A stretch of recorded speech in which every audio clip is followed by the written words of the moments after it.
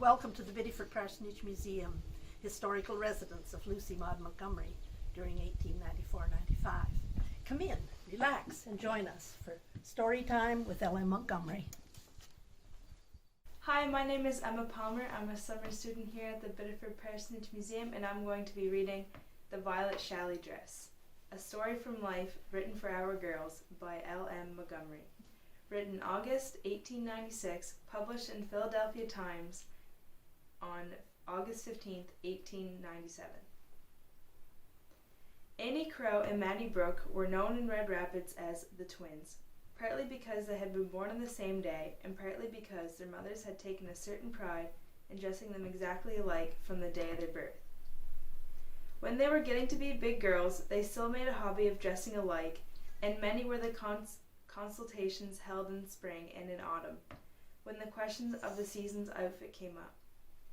One spring, when the twins were about 15 years old, Mr. Dickey, the Red Rapids storekeeper, had a particularly brilliant display of dainty summer fabrics at his counter, and the two girls were in a flutter of delightful excitement and perplexity when the time came for them to select their new summer dresses. They were discussing the subject one evening. As they walked slowly home from school, there was a grieved look on Maddie's pink and white face, and a mutinous sparkle in Annie's black eyes. "I do think, Annie," said Maddie in a reproachful tone, "that you might let me have the blue nun's veiling this time. When I gave in to you last fall about the crimson blouses, mine did not become me, I'm sure. I haven't had a blue dress in 4 years." "But, Maddie, you know I look perfect fright in blue. 3 times as bad as you do in crimson. And that white muslin with the pink polka dots would suit you just as well as the blue. I didn't want to get those white hats this spring, but you were so set on them that I gave in. It's your turn now." "I should love to have a blue dress," persisted Maddie. "I'm tired of white. We had white last summer. You are just as unreasonable as you can be, Annie Crow. You had your own way about everything last fall. You might let me have mine this time." "Well," said Annie rather sulkily, "I won't wear pale blue for anyone, not even for you, Maddie. Of course, if you are so set on getting blue, get it by all means. I shall not try to prevent you." But shouldn't we be dressed alike then?" faltered Maddie. "I don't know that it would matter," returned Annie viciously. She was provoked at Maddie's unusual persistence about the blue veiling, and was goaded by a spirit of perversity into further speech. "I know that people laugh at us for always dressing exactly alike. It does seem rather childish. We are so different that the same thing hardly ever comes to us both, and one of us is always looking like a scarecrow. It's silly. I'd know what I'd like to get if I could.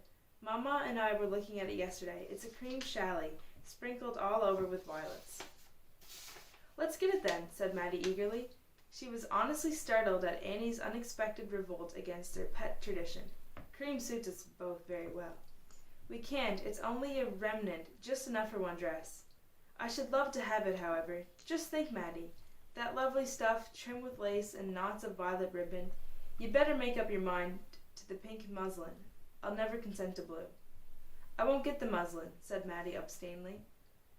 As she turned in at her own gate, her cheeks as pink as the heart of an apple blossom. "So there, you can suit yourself, Annie Crow. I'd be willing to compromise on cream, but don't you catch me wearing white again this summer, even if it's polka dotted." Annie hurried up the hill without further discussion. Her cheeks were carmine, and her black eyes were snapping.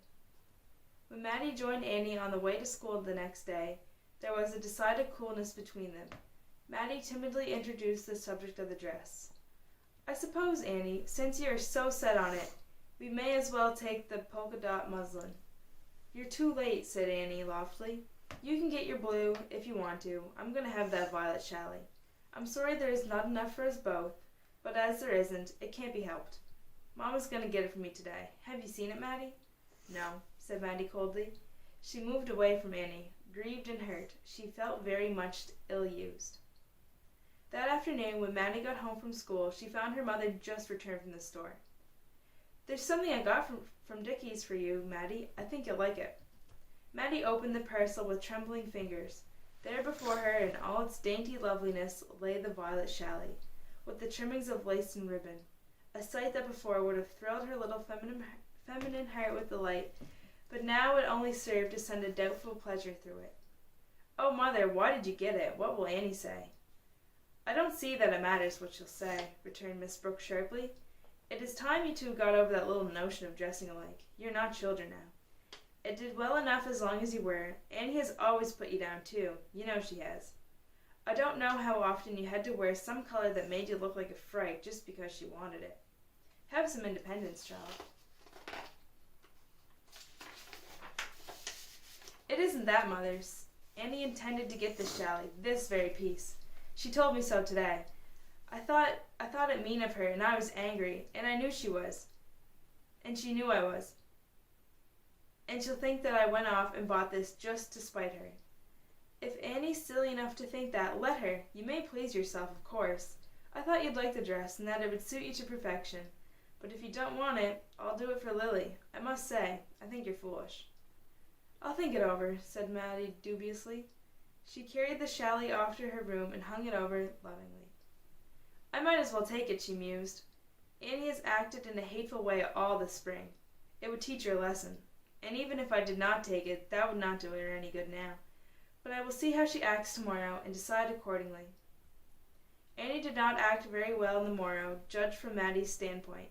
She was loitering around the school road when Maddie breathlessly caught up with her. "Wait, Annie," panted the latter. "I have something to tell you." "I guess I know what it is," Annie dashed back scornfully. "I hope you're happy now. Maddie Brooke, I wish you joy of the violet Challie, I'm sure. You need not have thought I wanted it so badly that you had to race up straight to Dickie's for it. You're perfectly welcome to it, for all I care." "Annie, how can you talk so?" Maddie said reproachfully. Her gentle blue eyes filled with tears. "You surely don't think that I'd be so mean. I did not know a thing about it until Mother—" "We need not discuss it any longer," interrupted Annie. "I'm sure I don't want to quarrel with you over a dress. I'm going to get the pink muslin. I suppose you won't hurry off and get that too." After that, Maddie thought herself quite justified in keeping the violet Challie, and the very next afternoon she took it to Miss Casgrain, the Red Rabbit's dressmaker. Miss Casgrain lived in a little home at the corner, the front of the room which she called her shop. There she sewed and interviewed her customers. Back of it were her living rooms. She was a cheery, pleasant-faced woman, with brisk, energetic ways, and she took a personal interest in the costume of her girl friends. She went into raptures of admiration over Maddie's violet Challie. "It's the handsomest piece of goods that has ever come to this shop this whole entire year. It'll look beautiful made up. Annie Crew brought a pink dotted muslin here today. It's not so pretty as this. You two girls have given up dressing alike, haven't you?" "Pretty much," said Maddie. "I got a little tired of giving in to Annie and everything. She always wanted what suited her, so Mother got me this." Annie and Maddie happened to go for the dresses on the same day. They greeted each other coldly, and sat down as far apart as they conveniently could. Miss Casgrain took out the crisp folds of Annie's pink muslin. "It's a pretty dress," she said, "and it will suit your complexion, Annie, but I'm free to say that this dress of Maddie's surpasses anything I've ever turned out this year." And with the best intentions in the world, Miss Casgrain held up the dainty lace ruffled gown before the exultant eyes of Maddie Brooke and the envious ones of Annie Crow. "It's very pretty," said Annie with a deliberate malice. "Only I should think of that shade of violet would make your eyes look faddy, Maddie. I think you'll have a good deal of satisfaction in wearing that dress, after the way you came to get it." Miss Casgrain laid it on the table and turned briskly to Maddie. "I promised to send your mother up those new sleeve patterns. Just step into the sitting room and help me sort them out, please."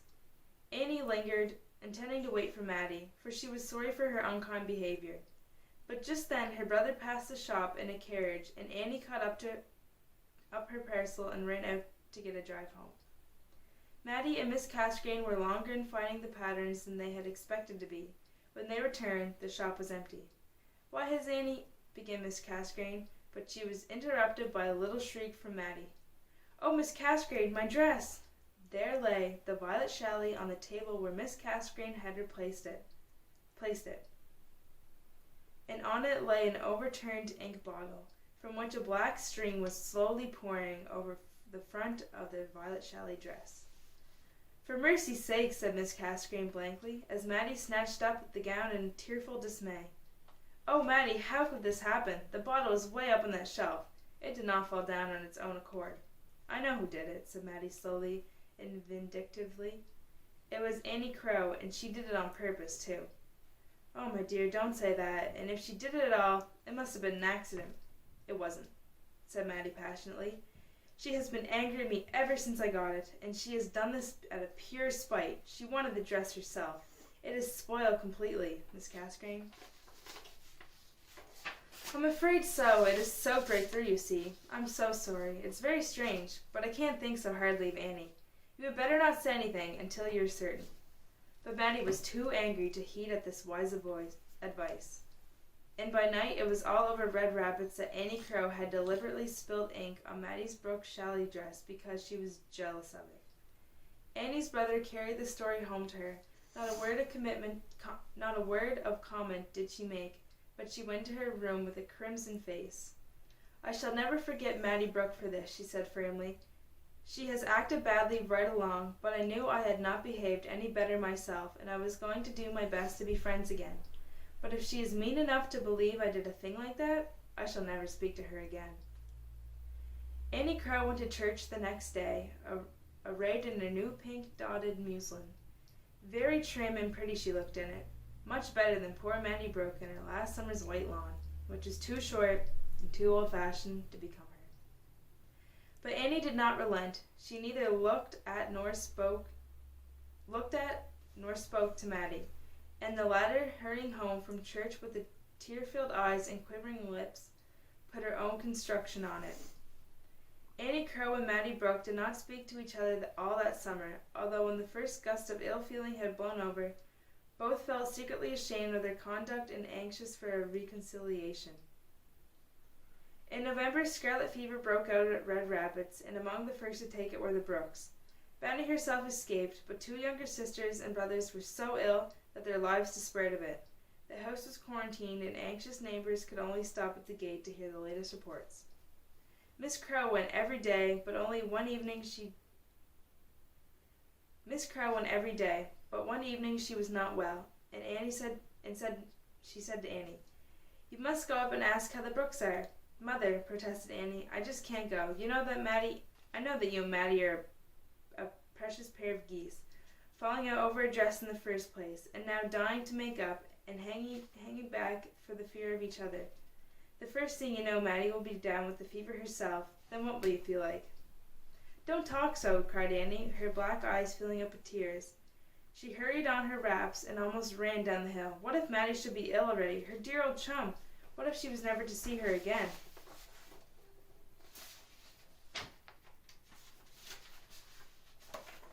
Her fears were partly relieved when Maddie herself, her delicate face pale and thin, and her blue eyes dim with long vigils, came out of the back porch. She flushed with eager surprise when she saw Annie at the gate. "Good evening," said Annie. "How are you, Maddie?" "All better," said Maddie. "The doctor says that the worst is over. You can't think of how relieved and thankful we feel." "I'm sure you must," said Annie. Then she swallowed her last choking morsel of her pride. "Oh, Maddie, I didn't truly spoil your Challie. I couldn't have done such a thing, although I admit I was jealous." "Oh, Annie, I know you didn't. I've known it for so long. At first I was so angry that I didn't think what I was saying. Could you ever forgive me?" "It's for me to ask that, Maddie. I know I acted abominably to you, but you don't know how I missed you." "So I've missed you too. It seems too good to be true that we are friends again. Doesn't it? I wish I could go up and hug you. What a talk we'll have when it will be safe. But Maddie, who do you suppose did spoil that dress?" "I haven't an idea. I can't think of anyone that could have done it on purpose, and I don't see how it could have been an accident.